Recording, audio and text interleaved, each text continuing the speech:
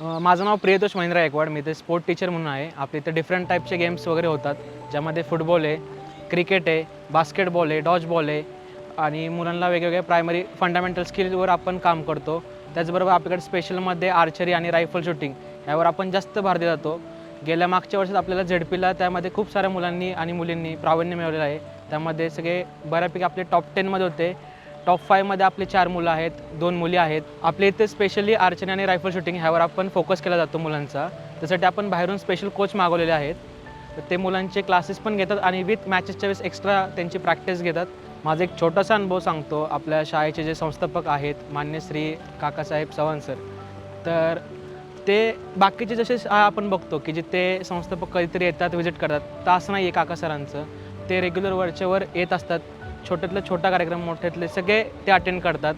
काकांचं प्रत्येक वेळेस वीकली काकांची व्हिजिट असते स्कूलला आणि आपण त्यांच्यासमोर कोणताही जरी प्रश्न मागितला किंवा कोणतीही रिक्वायरमेंट मागितली इन्क्लुडेड स्पोर्ट या अदर ॲक्टिव्हिटीजसाठी, तर ते काही लगेच 2 दिवसांमध्ये सँक्शन होती आणि आपल्याला कशाचीच कमी भासत नाही आहे. तर ही खूप चांगली गोष्ट वाटते मला की काकांचं खूप सारं लक्ष आहे आणि छोट्यातली छोटी गोष्ट स्वतः काका येऊन चेक करतात आणि त्याला लगेच इम्प्लिमेंट करतात त्या गोष्टीवर.